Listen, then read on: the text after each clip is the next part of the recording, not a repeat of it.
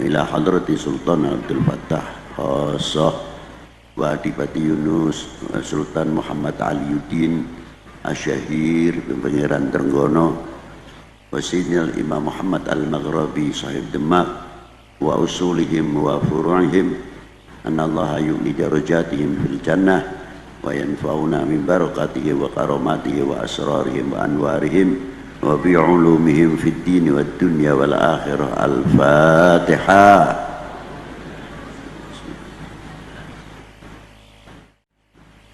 Musim NKRI ngomong NKRI, padahal belum tentu itu yang ada dari lubuk hati atas kecintaannya kepada bangsa dan tanah airnya.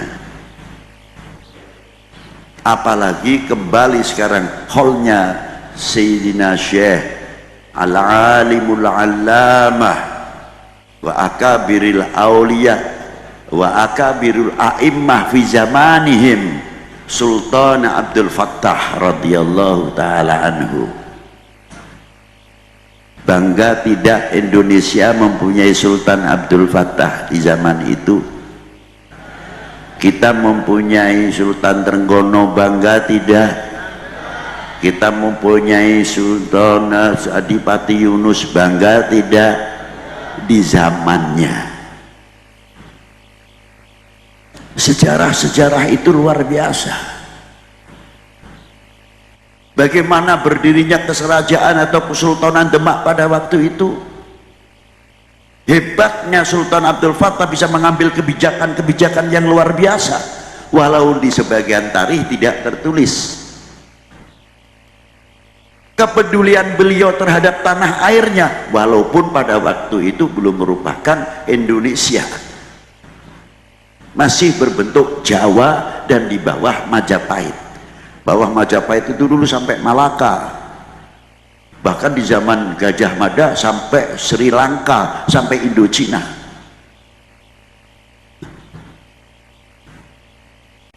Nah, di zaman Sultan Abdul Fattah pada waktu itu dijatuhkannya ayahandanya oleh patihnya sendiri, Lindrawardana, sehingga beliau sampai ngungsi di Gunung Lawu. Terpaksa Sultan Abdul Fattah mengirimkan pasukannya, harus berhadapan dengan orang yang menentang kepada negaranya, ialah Majapahit pada waktu itu. Tapi karena perselengkapan belum sempurna, terpaksa tertunda. Plus juga waktu ketika membangun Masjid Demak pada waktu itu juga berhenti karena masalah itu. Itu asal-usulnya. Kedua, ketika Lindrawardana dijatuhkan oleh Patih Udoro yang mengangkat dirinya Brawijaya ke-6, mulai dari situ Sultan Abdul Fattah karena melihat perjanjian dengan Portugis untuk saling membantu menyerang Demak, Sultan Abdul Fattah berangkat, hancurlah Patih Udoro dengan pasukannya. Beliau terus menjemput ayahnya di Gunung Lawu untuk dipersilahkan, monggo Kang Romo jumeneng lagi. Tapi Brawijaya sudah cukup sepuh, ingin menjadi orang yang mandito. Akhirnya dari situlah beliau mulai menekuni ibadahnya yang luar biasa. Sultan Abdul Fattah membuat satu kebijakan, karena kakak adiknya banyak, tidak mau akan menjadi warisan, berebut waris, maka Majapahit diserahkan kepada kakak-kakaknya. Lebih baik Sultan Abdul Fattah ke Demak bagi membuat satu kadipaten Demak pada waktu itu. Itu bijaksana yang luar biasa. Hal ini juga dilakukan yang sangat luar biasa. Siapa beliau? Kanjeng Sunan Kudus. Dengan bijaknya Kanjeng Sunan Kudus, Pangeran Poncowati akhirnya menyerahkan kerajaannya. Kalau saya mungkin pribadi saya ngomong, wis dikai kerajaan duweni wilayah, sapa wonge sing ora pengin dadi ratu. Jadi Sultan mungkin nek kula yang naik wes ora dadi masalah, mecah karo Demak ya ora apa-apa. Tapi Imam Ja'far Shadiq tidak mau ada negara berdiri di dalam negara, maka bijaksananya beliau masjid keraton yang diberikan kepada Kanjeng Sunan Kudus dijadikan masjid Menara Kudus. Akhirnya Demak adalah Demak, negara kesatuan pada waktu itu Demak tidak bisa dipecah-pecah. Hebatnya Al-Imam Ja'far Shadiq, Kanjeng Sunan Kudus. Oh, itulah contoh yang luar biasa untuk kita semuanya. Mau gawe negara dalam negara. Nah, inilah pentingnya. Dan apabila kita melihat sejarah-sejarah apa yang diperjuangkan oleh Wali Sembilan dan sebelumnya, kalau kita ceritakan sampai esok doer gitu. Iya. Sampai pada waktu zaman penjajahan. Dulu sebelumnya menghadapi Portugis, sekarang setelah itu menghadapi VOC.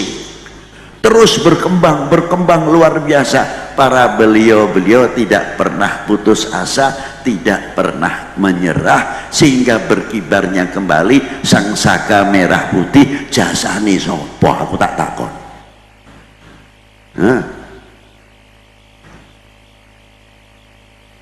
Berjuang luar biasa dari 41 ngadepi Jepang sampai 45. Pada bulan Ramadan pas nuzulil Quran, Allah Ta'ala memberikan rahmat hadiah untuk bangsa Indonesia, Al-Istiqlal, hari kemerdekaan 17 Agustus, berkibar kembali. Tapi ternyata para sesepuh kita pada waktu itu menghadapi kemerdekaan tidak semudah membalikkan telapak tangan. Masih ada yang dihadapi lagi. Apa? Peristiwa 47. Sekutu datang dengan membawa Belanda. Mbah Hashim sebelum itu sudah membuat resolusi jihad. Jangan dikira tidak. Kita masih menghadapi dengan sekutu dan Belanda. Kita ditikam dari belakang, peristiwa Madiun. Berapa kiai sing sedo? Berapa kiai sing disedoni?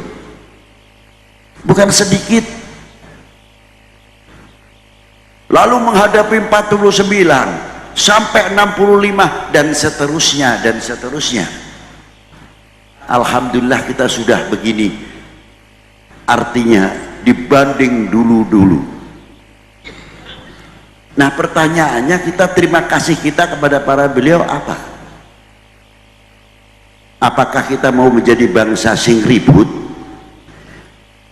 Terus mau digoyang-goyang terus?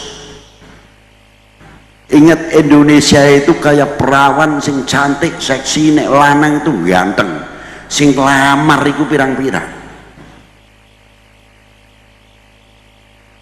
Piye caranya bisa menguasai Indonesia? Dengan segala cara. Satu sisi oknum mengobok-ngobok umat ini supaya ora percaya karo kiai ini, ora percaya karo ulamae dan lain sebagainya. Satu sisi muncul lagi bagaimana cara menghancurkan umat beragama. Indonesia iki wis antarane umpamane diobok-obok liyane ora mempan, benturkan antar umat beragama. Inilah yang paling berbahaya cara menghancurkan Indonesia. Wahai bangsaku yang ku banggakan, apakah kalian rela kalau Indonesia ini pecah belah? Jawab yang keras. Buktikan kalau tidak. Loh, cukup keplok ae.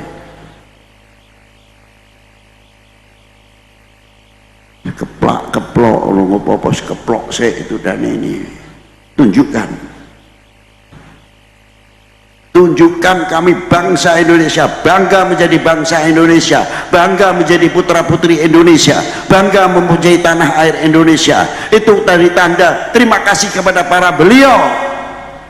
Lanjutkan cita-cita para beliau. Jangan sampai kita menjadi umat dan bangsa yang mengecewakan para beliau. Malu rasanya di hadapan Allah Subhanahu wa Ta'ala. Apakah demikian Indonesia itu? Kita mempunyai budaya yang luhur, yang luar biasa. Cikal bakal kita bukan cikal bakal sembarangan.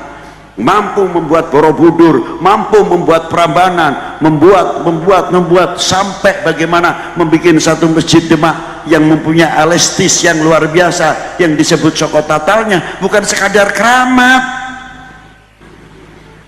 itu ilmiah yang luar biasa. Semua tiangnya kayu untuk mengimbangi goncangan tanah gambut seperti di Demak ini. Dikasih tiang satu yang elastis, bisa mengimbangi, cukup dengan kayu, sederhana pada waktu itu. Itulah ulama kita, ulama Indonesia. Itulah hebatnya. Jadi bangsa kita bukan bangsa yang tempe melorot, itu enggak, tapi bangsa yang maju dari dahulu, luar biasa. Nah anehnya sekarang kok melentur, gimana ini? Makanya Habib Lutfi kalau melihat merah putih itu isin, aku takon dengan awake dhewe ku wis duwe kontribusi apa kanggo ngisi kemerdekaan ini, wis andil apa, apakah akan memberikan kesempatan karena munculnya pecah belah kita sudah dijauhkan dengan ulama dan lain sebagainya, dan makin bagaimana cara menghancurkan bangsa ini, jauhkan umat atau masyarakat ini atau rakyat ini kepercayaannya kepada pemerintah, cari sumber-sumber kesalahan, bikin hoax dan sebagainya. Begitu juga bagaimana melenturkan kepercayaannya kepada TNI-nya, kepada polisinya setelah ulama digoyang dan lain sebagainya. Tujuan utamanya apa? Adalah untuk menghancurkan Indonesia. Wahai bangsaku yang kubanggakan, relakah negerimu terpecah belah? Jawab yang tegas. Harusnya begitu. Nah, inilah pentingnya hal kita tidak sekadar memperingati mana-mana. Maaf kalau saya sindir, liane cito keramat iku ora neng, cerita kesaktian ora ono.